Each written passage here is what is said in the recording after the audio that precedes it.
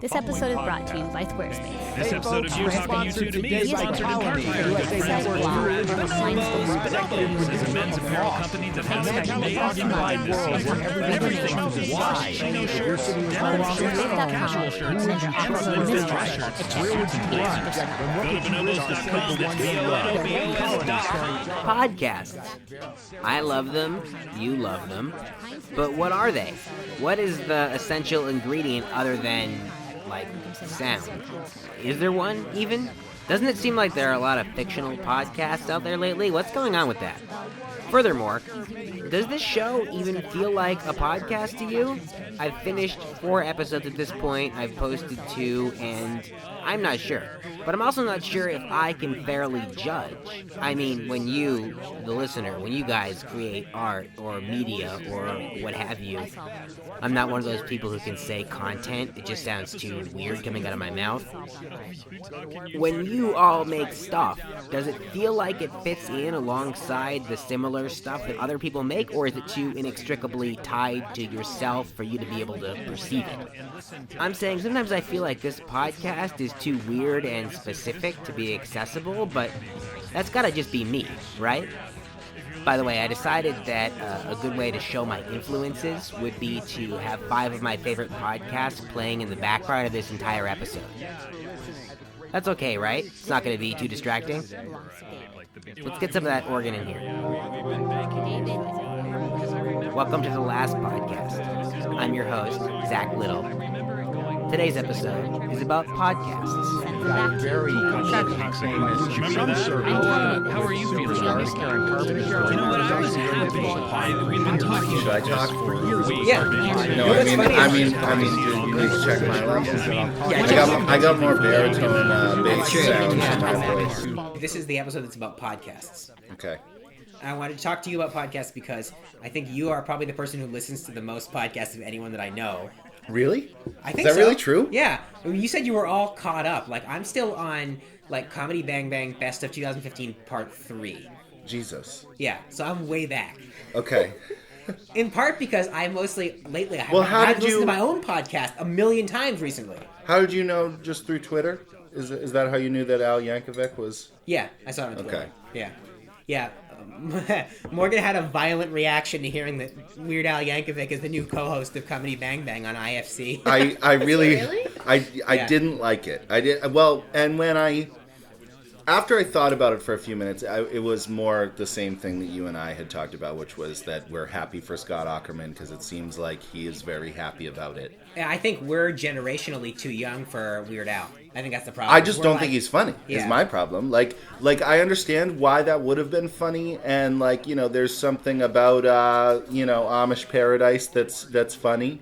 But yeah, but I think my problem was I became like a very serious about music 13-year-old or 14-year-old around the time I became aware of Weird Al. Yeah. So it was like they came at the wrong time. It was a complete like this. Why can't you just be funny? Why do you have to make funny music? Yeah. Why do you have to ruin music? Yeah. Adding comedy Because to it? it's like, and also especially with Weird Al, where he's just taking people's songs and it's only funny in premise, and everything I can think about Weird Al is like it's funny in premise. Yeah, you could pick up a Weird Al CD, read the back of the and get thing, everything out of it. Yeah. Every joke is right there. Yeah, I would say that my aversion or whatever to funny songs didn't end until like a year ago when I decided that The Lonely Island was funny.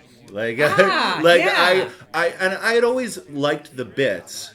As soon as, Lazy Sunday came out, like, as soon as YouTube was started, pretty much. That's what I, remember. Yeah. We were doing stuff at that time, but that was, like, the first memory of a YouTube video, like, especially going viral, if you will. Yeah, and I remember thinking that was funny, and then I think also I did that with our friend Brian. I was an early adopter of it's funny when white people sing rap songs. Rap songs. Yeah, you did. And I did that and then I got out just before I could have become rich. That's true, by the way. That's super true. I'm really glad I missed that boat because... No, it's true. Because you don't want that. Yeah. I'd be one of those people now who's like defending the idea of humor that's obviously racist, you know? I'd be one of those dickheads who was like, you know, you can't police what's funny. I'd be like Jerry Seinfeld complaining about not being able to play at colleges. Like fucking colleges want Jerry Seinfeld to do comedy there anyway. They don't. They don't. So anyway, but speaking of comedy, this was what I was thinking about when I was thinking about you and podcasts. Do you remember like the way that you and I used to like fall asleep every night? Yes, I do. We would listen to David Cross mostly. Yep. Like David Cross, Shut Up You Fucking Baby. It was a double disc album. Yep. And we would listen to basically like alternate discs every couple days. But it was in our DVD player connected to the TV, and we would just, with the TV on, you know, black screen, listen to David Cross's voice every fucking night. That, I will say, led me into adulthood. I still do it. I listen to podcasts all the time when I'm going to sleep. Yeah, podcasts. That's what I was thinking, is that at the time we did not have podcasts. Yes. So all we had were David Cross CDs, which were basically like a podcast, because David Cross didn't really tell... He wasn't doing like Dimitri Martin one-liner jokes. He would tell these long stories, and it was a lot about like cult of personality, which I think is a lot of what engages me with podcasts now. Yeah. I'm like in the Scott Aukerman cult. I'm in the Dan Harmon cult. Yeah. I totally am. I'm listening to Jimmy Pardo's podcast a lot, and it's the same deal. It's like it's cult of personality. I feel that very much for Scott Aukerman, like to the point where it's like when you. We saw all that footage of Wilco before we ever saw Wilco live. And then when you see him live, you're like, I know that guy. It's like every time you listen to Scott Aukerman, in my mind, I'm just so connected to him because I've listened to 1,000 hours of him talking at this point. If I were a 14-year-old kid now, I would for sure fall asleep listening to podcasts every night. Mm-hmm. And... as it happens, it's surprising that I don't already, except for that Christy doesn't really like podcasts, except for mine. So... Yours is the one. Yeah.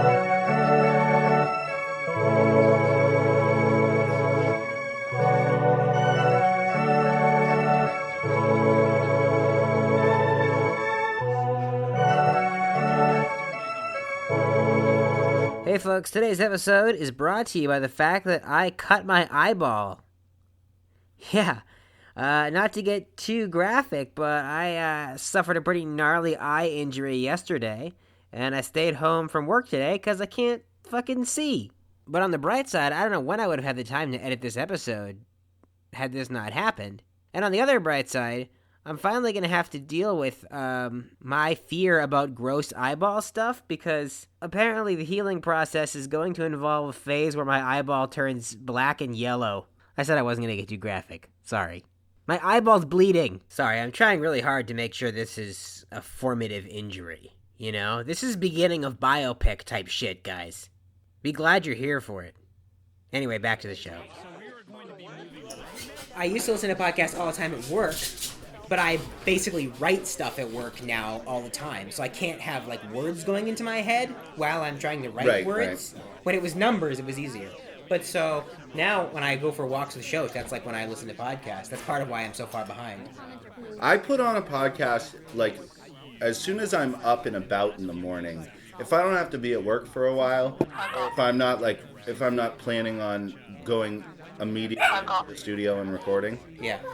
I put it on while I'm cleaning and doing everything around my house. I've been in the car with you, and you had like Improv for Humans, like playing very quietly in the car, like. And you know what the equivalent is? It's like guys who listen to Rush Limbaugh. Yes, it is. Or like Howard Stern guys. Yeah, Howard Stern guys. Which I feel like I get Howard Stern guys now more than I ever have in my life. I do too. Yeah. You know what my thing this week is Greg in the Morning Buzz. Do you know that show? No. It's just a radio show that's on for like 5 hours. Yeah. And a person who I very much respect says to me, I listen to Greg in the Morning Buzz every morning. And I say, are you fucking joking right now? You listen to Greg in the Morning Buzz every morning? And he's like, yeah, but I work at like 5 o'clock in the morning, and they come on at 5 in the morning, and they don't stop until 10. And I was like, first of all, my mind was... because I'm like, good God, you listen to 5 hours of these people every morning? It's all the same thing. It's all cult of personality. Like, and if you imagine, the other thing I think about when I think about like Rush Limbaugh and Howard Stern is that if you're talking for like 5 hours straight, it has the same quality as like a filibuster or something where I think your brain, these guys, they must just go into autopilot. I bet Rush Limbaugh, he probably isn't even a conservative. It's just, what the fuck else are you going to talk about for 5 hours? You just have to say crazy shit about Hillary Clinton conspiracies and Donald. Does he like Donald Trump or hate Donald Trump? I don't know. Who cares? Because he doesn't vote. No, you know what I mean? There's no way Rush Limbaugh actually votes. That's my mind. He can't That's be bothered my to mindset. get out of that oxycodone slumber and.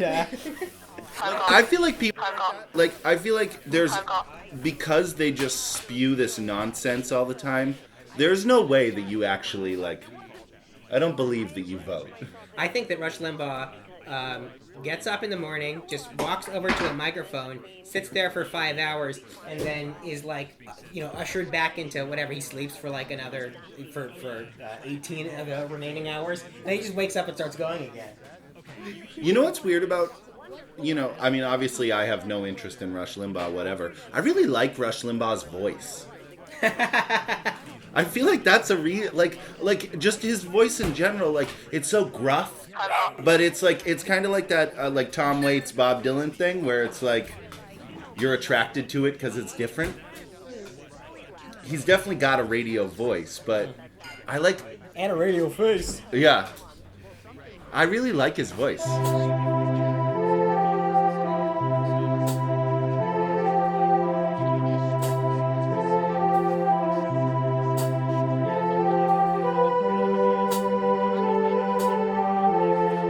While we're talking about podcasts, and specifically this podcast, there's something I wanted to do in the middle of the show here, and that is say thanks to you. Yes, you. Thank you for listening and for saying nice things about the show and all of that. I appreciate it a lot, and it has been fun so far. I also wanted to thank a few people specifically, and thank them a little bit more than you. These are people who, whether they knew it or not, actually funded the first few months of this show. They did so by buying an album of my music. It was called Extremely Loud and Incredibly Folk, and I sold it on Bandcamp. And I put some of the money aside from that to pay for podcast hosting fees. So the people who provided that money are Justin Lazore, maybe, Christopher Ungurian, Thomas Shetinin, Yara Bendor, sup Yara, Anton Bykhoff, Richard Wheel, or maybe it's Richard Vale, in the German, Wittgenstein, Wayne Peterson, Chad Walling, Austin Smith, pretty sure I'm pronouncing that one right. Is it Austin Smythe? Lucas Turfors, and Brandon Powers. Thank you. I hope all of you are listening to have heard that. Because otherwise, why the fuck did I do it? Waste a bunch of time in the middle of a show. This is not great podcasting, but I feel like when people put the thank yous at the beginning or at the end of the podcast, they're just begging for you to tap that 15-second advance button. Anyway, thanks is the point I was trying to make. There's one person that I left off of the thank you list, and that is the Chicago area improviser and podcast host, Jonathan Pernisek. And I didn't thank him yet because I'm about to talk to him in the next segment. So I wanted to talk to you about podcasts because you are the host of a podcast, or one of the hosts of How Rude, which is a Full House-based podcast. That it is. And a fairly successful podcast, which I at least know because you guys have a live show coming up, February 27th, right? Yes. Okay. At 7:30 at the Lincoln Loft. And that's in Chicago. Because this will come out before then. So people who are listening, if you live in Chicago, go see this shit. You guys are going to watch the first episode of the new show, right? The first two of Fuller House. Yeah, and that's going to be a fucking nightmare. Yeah. Apparently the reviews are trickling in. I think I've sort of avoided them on a general rule. Oh, yeah. But one of the quotes, I think, boils down to, I've never seen a show more proud of itself for simply existing. It's very weird that Netflix has anything to do with a Full House reboot, considering that the rest of what they traffic in is Basically what Netflix has done with most of their TV shows is taken the indie movie and stretched it out over 10 episodes. Oh, yeah. And that's pretty much the Netflix show. There's a new one coming out with Will Arnett that's called Flaked. I did not even understand that was a Netflix show. I assumed that was another Will Arnett network attempt that was just going to fail after 2 episodes. I know. Poor Will Arnett, man. Poor guy. Although... he just hasn't found it. BoJack Horseman's great. That's true. I just think if you're a guy who has relative movie star looks like Will Arnett, you may not want to accept the fact that your place is in animation. Right. He seems to... He might be one of the few people that actually enjoys being trapped in his own archetype, which is just, the smug, way too arrogant for his own good asshole. Yeah, although he's finding the second gear of that character now, which is the guy who's trying to be a better person, but maybe incapable. Right. Which is basically the idea of BoJack Horseman, and seems like also that's what the idea of Flaked is. Mm-hmm. And that's my jam, man. I show up for that kind of thing.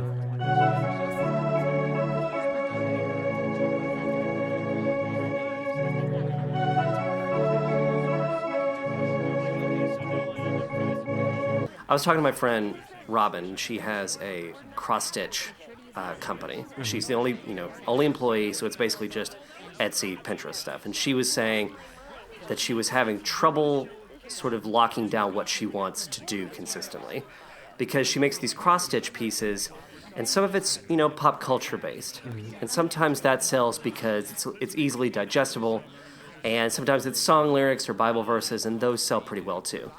But then what she makes that's actually purely her own, ideas for pieces that she has come up with that aren't based on anything else. Sometimes those work and sometimes those don't, and it's sort of impossible to understand the metrics of all that. Like what's going to work versus what are people just going to sort of blink at and then turn away from. What I think about when I think about the difficulty to find an audience and maybe creative dissatisfaction on the internet is that I think the truth is there are 2 internets. There's the metric driven SEO enhanced data utilizing soulless internet, and it's the province of parody accounts and people who buy ads on parody accounts on Twitter, and people who just do every weird thing to drive clicks to their website, regardless of what any of it means, whether or not people are really engaging. And then the other half of the internet is just people who are making stuff and who are lost and have no particular method and are just stumbling into stuff. And every once in a while, one of those people, strikes the jackpot and gets a huge video or a podcast that goes viral or something like that. And if you ask them how they did it, they don't know how they did it. Mm-hmm. And they won't know, ever. But then the other people, the other half of the internet, the soulless half, comes along and starts to try to recreate that pattern of success. And does. But just not... It's not the same. It's not the same kind of victory. Yeah, I mean, and the thing about... If I can speak pretty candidly about just sort of the Full House podcast that I do, how rude, that only came about because Brandon and I, we knew we wanted to do a show, and I had been listening to Go Bayside. Mm-hmm. Are you familiar with that? I am not. That is it's done now because it ran its course. It was a Saved by the Bell podcast based in L.A., so it had all of these L.A. comics like Paul F. Tompkins. I was never quite sure which of those 2 elements was making it big. Right. Was it the fact that it was about something everyone sort of universally knew about, or was it because the guests were such high-caliber comedians? And I thought to myself, well, I like listening to people talk about TV, especially TV that's ridiculous and bad. So Brandon and I just sort of hopped onto this idea of doing Full House, and as a result, what we found is that it's such a niche thing to go into, because once you're locked into that, you're locked into it. You either want to stop doing it after like a month, or in our case, like close to 2 years, or you go the full hog and you do the whole thing. So now we're not really sure. We're not even really sure what it is anymore, because it's just now it's just an excuse for us to sit down and talk to our friends. Well, and sure.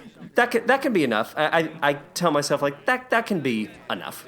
Yeah, I almost think that when you have such a specific premise, it's funny that the two of us are talking on an episode of my podcast about podcasts, because my show really has no particular guiding topic, and so it's almost a little bit too open, and it's hard sometimes to figure out what exactly to do.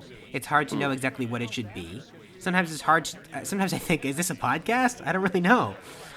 People say, oh, it's just like Zach's other stuff, and I think, oh my God, can I only just make one kind of thing? And so, when you have a show with a very specific premise, I would think and I would hope that in some ways you could find that fairly freeing, because you have 4 walls, but everything you put in those 4 walls, you can do whatever the hell you want. I don't know. I think it's good to anchor creativity a little bit. Otherwise, you just you go up your own butt. Right. I have been at least thinking about just all the other podcasts I could be doing if I wasn't. I love meeting with Brandon and I love our guests, but every time I sit down in front of that goddamn show, I think to myself, what am I doing? This show is Full House is just this nonsense. It's treacly, barely processed nonsense. And I just always think to myself, I could be doing a show about this, I could be doing a show about that. And I'll bounce those ideas off Brandon every now and then, and he's like, yeah, that sounds good. I guess we'll do that in like another year and a half. Do you ever think to yourself, oh my God, this is how Bob Saget felt? Maybe I've been thinking of you. It doesn't matter how long it's been. The way you kiss my lips, something else.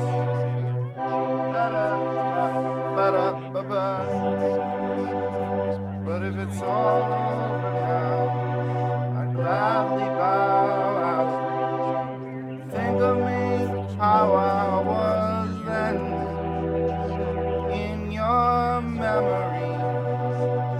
The better me, one who cares.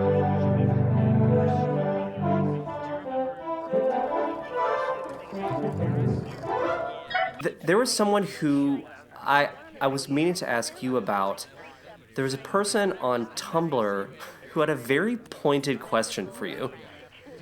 And it was sort of like... Was it my mom? I do not know. Does your mom ask you questions on Tumblr? Yes, she does. But she usually says, this is your mom, or something like that. This is your mom. It's a good way to start. At least she's not tricking you. The question was something like, hey, Zach, cool podcast, bro. But don't you think it's kind of crazy that you're doing a podcast in this post-podcast age of ours? I think they were kind of doing a riff on something I said in the first episode of this show. Okay, thank God. And then I think some of the language on the website for this podcast refers to it as being postmodern-ish. I had pretty much 2 guiding principles going into this, which was that I wanted the show to be field recordings based, and I wanted it to always incorporate audio from other podcasts. Okay.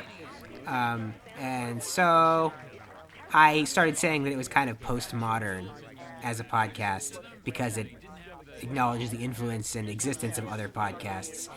But I actually think it's more like postmodern podcasting, because a postmodern podcast at this point are like those weird-ass fictional ones, you know?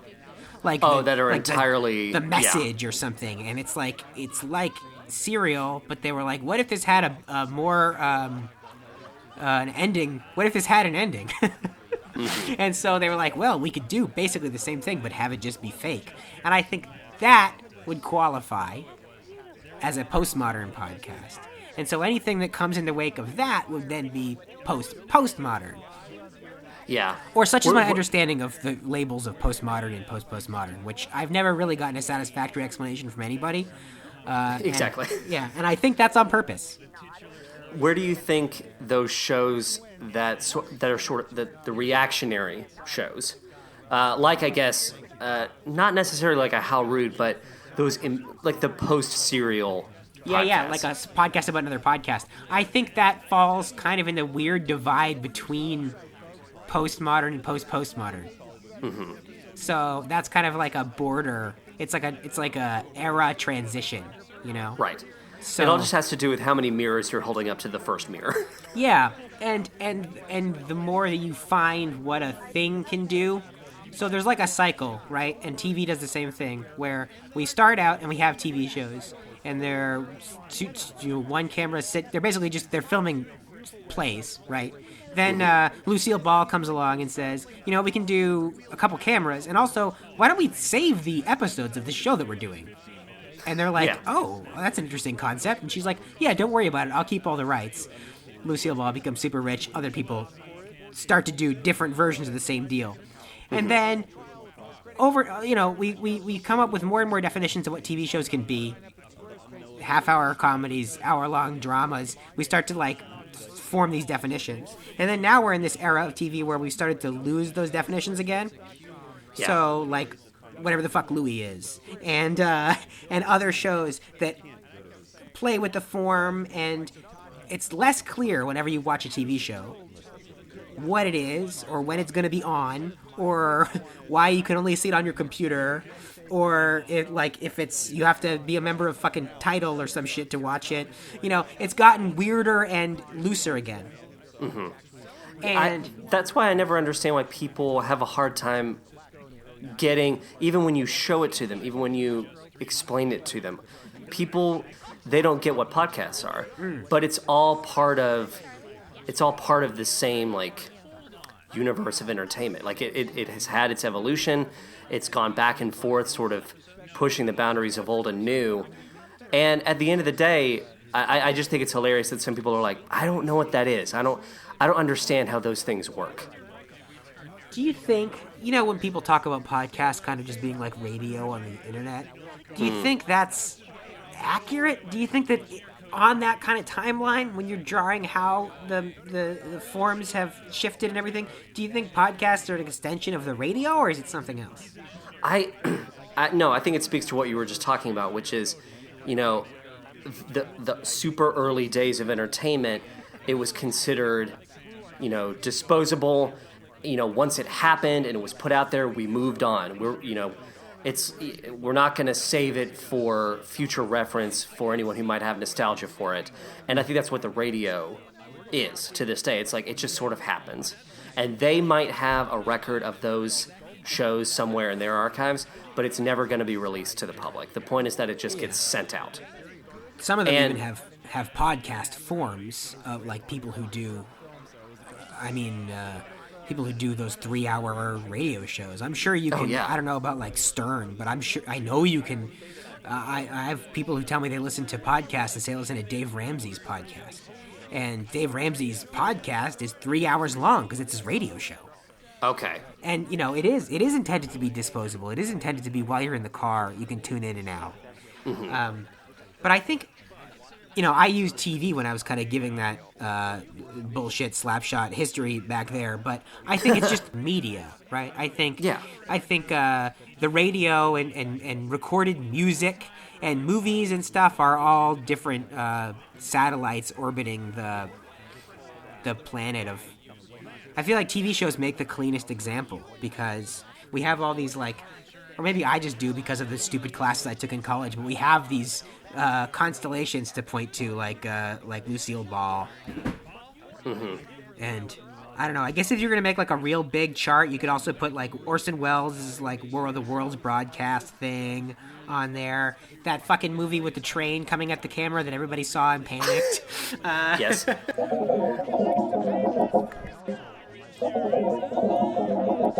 Podcasts. We do them. They're fun.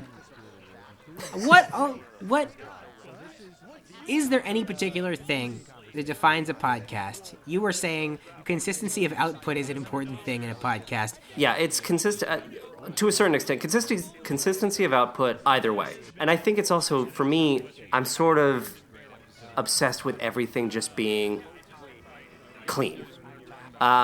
Because, with your show, you have a lot of different elements that you're bringing together, and it's like the style of your videos, you're overlaying all of them and sort of creating this collage effect. I don't even try to do anything nearly that complicated, because for us it's just, the basic interview audio. But there was like a 3 to 4 episode stretch where there were just vague technical problems. Mm-hmm. And, halfway through the show you would hear this click. And the click started out at a certain pace, and then it only increased as it went along. And I was this close to just tearing out my hair, because you'd think that it was solved. Like, I would change the circumstances under which we were recording. We changed apartments. We changed cables. We changed microphones. We changed apartments. That's awesome. We literally changed apartments because I thought maybe we're picking up on something at Brandon's place that we can't fucking tap into. Like, we don't even know what the hell is getting. But that wasn't it. It wound up being the fact that I was using Audacity to record, and for whatever fucking reason, that was just a garbage program for me, and it was causing this problem. But I now have I can better relate to people putting together podcasts. There was a show, I think it was maybe the Flophouse, where they warn you at the top of the episode saying, there's going to be some crazy sound stuff. It's something we could have never foreseen. It smooths out after a few minutes. Don't worry about it. And with that warning, I went into it, and I sort of realized I can relate to this now. Yeah, I mean, for me, my biggest technical issue is controlling my dog, but I am definitely sympathetic to other people. The other thing is that I have the luxury of cutting anything out I want to cut out. Mm-hmm.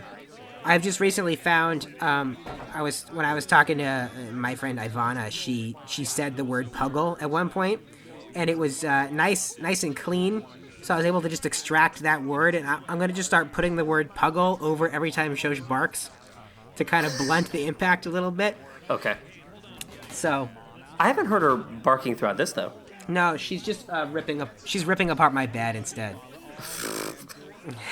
Whatever, as long as she's happy. Yep.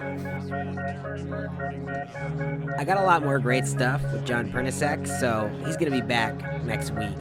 And, in fact, we're going to sort of go through the archives a little. It just feels like it's time for spring cleaning. I know you're thinking, Zach, how much extra stuff could you possibly have accumulated after only 6 weeks of having a podcast? You'd be surprised. This week's episode featured the voices of John Pernisek, Morgan Little, Sarah Campbell, Shoshana Orion Little, as well as, of course, Scott Ackerman, Adam Scott, Starley Kine, Dan Harmon, Mark Marin. Our in-house organist was Morgan Little. You can check out John Pernisek's podcast. Just search How Rude. And you can download Morgan's music at soundcloud.com/themildrevolution. Thank you again for listening. Thank you for putting up with this episode's conceit. I'm sorry, I thought of it a long time ago and I had to do it. See you next week. I do love it when podcasts like This American Life or The Moth or stuff like that will go out of their way to be like, just so you know, this story is a little intense. And, if you're listening with kids, and I'm like, that's another, when people say that, once again, I want to raise my hand and go, how do we all think this is being processed by the audience? Yeah, you guys you sitting around having a fireside chat, listening to Ira Glass? No kid. Well, I want to meet your kids. I want to meet the kids that are like, I love The Moth.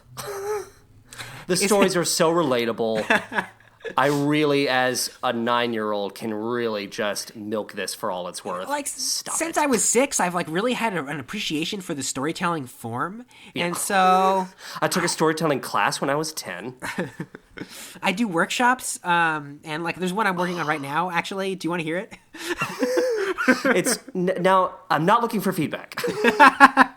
I just want to hear your kind of immediate reactions as the story is being told. It was 1993.